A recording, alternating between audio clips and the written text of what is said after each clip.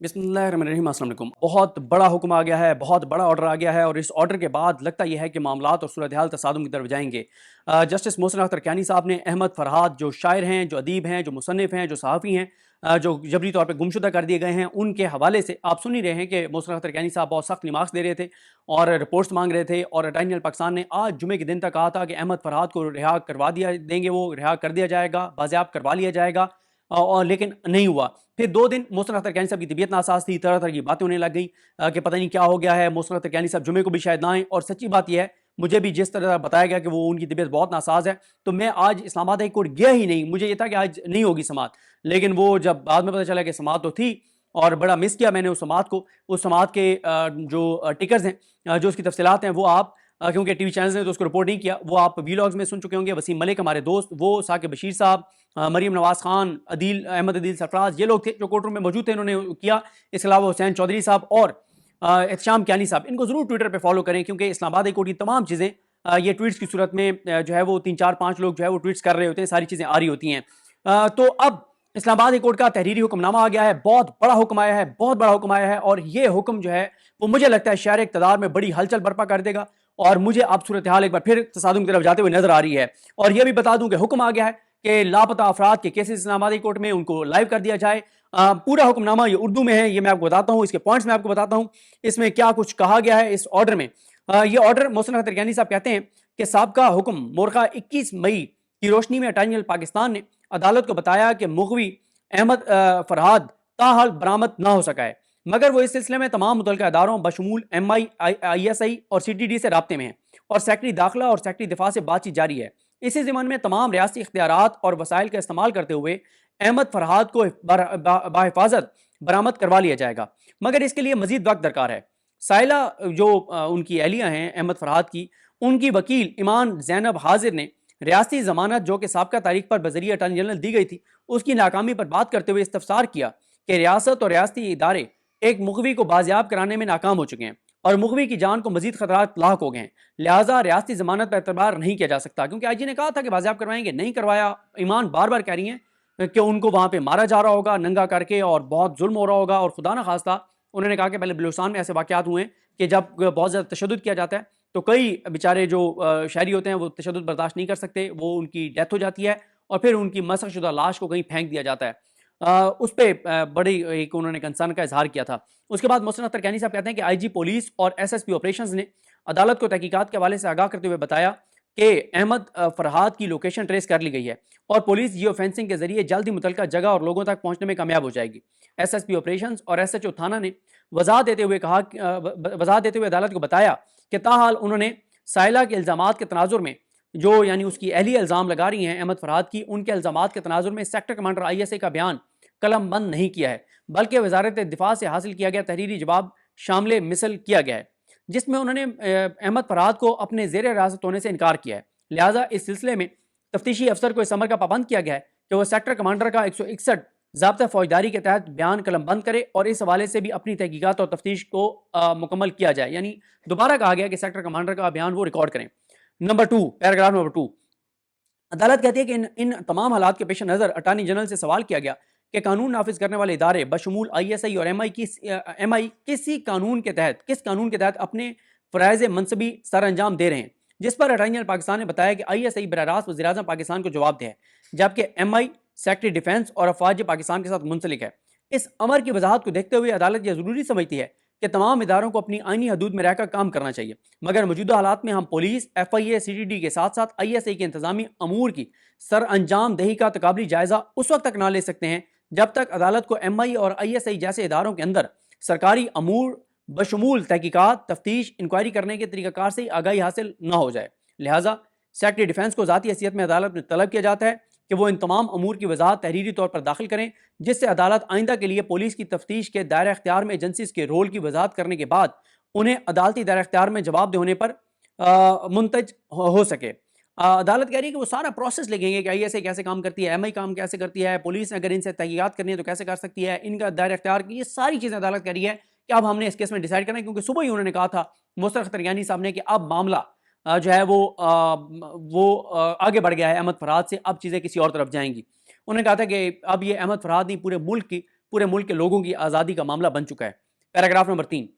عدالتی کارروائی کے جج صاحب لکھتے ہیں کہ عدالتی کارروائی کے دوران صحافی حامد میر نے پیمرا کی طرف سے جاری ہونے والے نوٹیفکیشن کے بارے میں بتایا کہ عدالت کی سابقہ کارروائی جس میں اٹارنی جنرل نے وائٹ فلیگ کے بارے میں ذکر کیا تھا، جس کو آن ایئر کیا گیا، تو پیمرا نے ایک نوٹیفکیشن کے تحت تمام پرنٹ اور الیکٹرانک میڈیا پر پابندی عائد کر دی ہے، جو کہ بنیادی حقوق سے متصادم ہے۔ نتیجتاً پیمرا نے صحافیوں پر ناجائز دباؤ ڈالنا شروع کر دیا ہے، جس سے صحافی مزید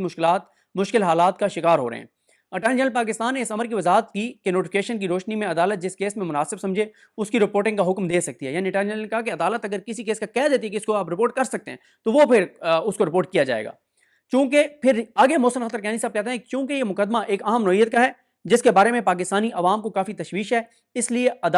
یہ عدالت زیر بحث مقدمے کی کارروائی کو رپورٹ کرنے کی اجازت دیتی ہے۔ پیمرا کی کوئی کارروائی یا نوٹیفکیشن تاحال عدالت کے سامنے زیر سماعت نہ ہے، اس لیے اس کے متعلق کوئی حکم جاری نہیں کیا جا سکتا۔ مزید برآں عدالت مسنگ پرسنز کے تمام کیسز کو لائیو سٹریم کے ذریعے نشر کرنے کا حکم دیتی ہے، جس سے عوام کی آگاہی اور اہم قانونی معاملات کو سمجھنے میں آسانی ہو سکے۔ اس حوالے سے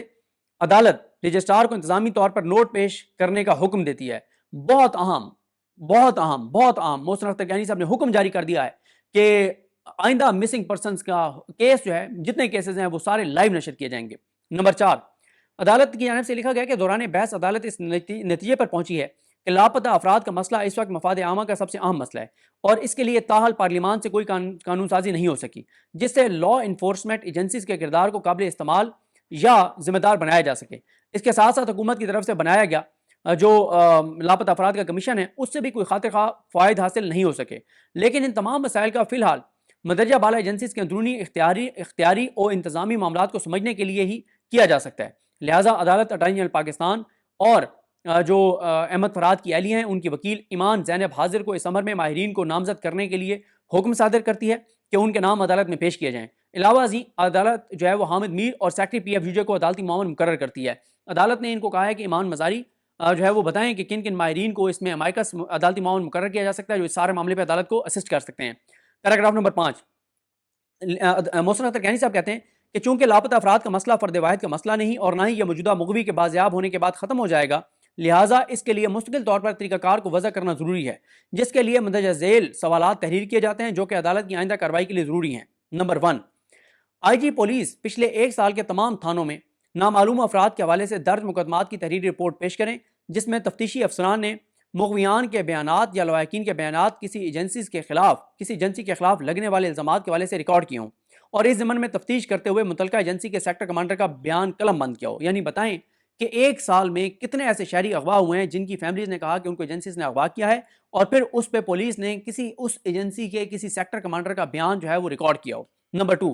لاپتہ افراد اور جبری گمشدگیوں کے لواحقین کی ریاستی مدد بطور ہرجانہ کس طرح ممکن ہے اور اس کے لیے کیا طریقہ کار جو ہے وہ درکار ہے۔ نمبر 3، عمومی طور پر ایم آئی بی اور آئی ایس آئی پر لاپتہ افراد کی جبری گمشدگی کے حوالے سے الزامات لگائے جاتے ہیں جس کی وجہ سے ان کی ساکھ اور انتظامی امور متاثر ہوتے ہیں اور عوام کی نظر میں ان اداروں کے بارے میں منفی تاثر پھیلتا ہے۔ اس سلسلے میں ریاست نے اب تک کیا اقدامات سر انجام دیے ہیں جس سے ادارہ جاتی مخاصمت کو ختم کیا جا سکے اور ریاست کے اہم اداروں کو اور ان کی ساکھ کے حوالے سے عوام میں منفی تاثر کو ختم کیا جا سکے۔ اس سلسلے میں لا منسٹر اور سیکرٹری لا کو بطور عدالتی معاون طلب کیا جاتا ہے کہ یہ جو ایجنسیز پر صرف انٹیلیجنس ایجنسیز پر ہی الزام کیوں لگتا ہے اور اس الزام کو کیسے اس کے دلائل کے ساتھ اس کو رد کیا جا سکتا ہے حقائق کے ساتھ،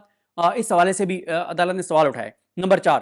آئی S I M I B میں سیکٹر کمانڈرز کے فرائض میں کیا امور شامل ہیں اور کس قانون کے تحت ان کی وضاحت کی گئی ہے۔ انتظامی امور کے حوالے سے I S I M I B کے افسران کس کوڈ آف کنڈکٹ کے تابع ہیں۔ 5واں سوال، پچھلے 1 سال میں کسی بھی درج شدہ مقدمے میں کسی تفتیشی افسر نے کسی بھی I S I M I B کے عملے و افسر کا بیان قلم بند کیا ہو اور شامل تفتیش کیا ہو، اگر کیا ہے تو اس کا طریقہ کار کیا ہے۔ Number 6، I S I M I B نے بطور محکمہ police F I A C T D کے ساتھ مشترکہ طور پر کام کرنے کے حوالے سے کوئی ایس او پی قواعد و ضوابط جاری کر رکھے ہیں تو ان کی وضاحت کی جائے۔ Number 7، I S I M I B نے آج تک کتنے افراد کو تحقیقات اور تفتیش کے سلسلے میں زیر حراست لیا ہے اور اس تفتیش کے زمرے میں پولیس نے کتنے مقدمات درج کر کے ملزمان کو چالان کیا ہے۔ نمبر 8، پچھلے 1 سال میں I S I M I B کے افسران اگر کسی شخص کی ناجائز حراست، بلیک میلنگ، فون ٹیپنگ کرنے یا ہراساں کرنے میں ملوث پائے گئے ہوں تو ان کے خلاف کیا کارروائی عمل میں لائی گئی ہے اور کتنے سرکاری افسران کو سزا دی گئی ہے۔ نمبر 9،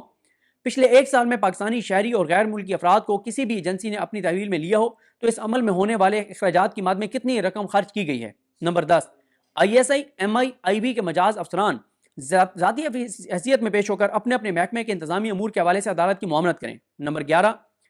عدالتی معاملین بالخصوص صحافی اور سیکرٹری PFUJ نے اس امر کی وضاحت کرنی ہے کہ لاپتہ افراد یا دیگر مقدمات کی رپورٹنگ بذریعہ الیکٹرانک یا پرنٹ میڈیا کے منفی یا مثبت کیا نتائج ہو سکتے ہیں، اور یہ رپورٹنگ کس حد تک عام شہری کے بنیادی حقوق کے تحفظ میں مددگار ثابت ہو سکتی ہے۔ مزید برآں اس طرح کی رپورٹنگ پر کیا قانون قطعاً کی اجازت دیتا ہے، اور لاپتہ افراد جبری گمشدگی کے مغویان کی برآمدگی کے حوالے سے کون سا ایسا طریقہ کار اپنایا جا سکتا ہے جس سے اس کبھی فعل کو ختم کرنے میں مدد مل سکے۔ نمبر 12، ایجنسیز کے اندر وہ کون سے انتظامی طریقہ کار باقاعدہ طور پر وزارت سے نوٹیفائڈ ہیں جس سے ان ایجنسیز کے اندر موجودہ اکاؤنٹیبلٹی کا نظام نظر آتا ہو، اور سیلف چیک میکنزم کے تحت ادارے کے افسران اور ملازمین اپنی غلطیوں، کوتاہیوں اور غیر قانونی امور کے لیے جواب دہ ہوں۔ پیراگراف نمبر 6، اس میں عدالت نے کہا ہے کہ ان حالات میں اٹارنی جنرل پاکستان کے مقدمہ اعضاء کے التوا کی استدعا کو معاملے کی سنجیدگی کے پیش نظر زیر غور نہیں لایا جاتا، اور مقدمہ اعضاء کو آئندہ تاریخ مورخہ 29 کے لیے مقرر کیا جاتا ہے۔ تمام متعلقہ ادارے بشمول لا منسٹر،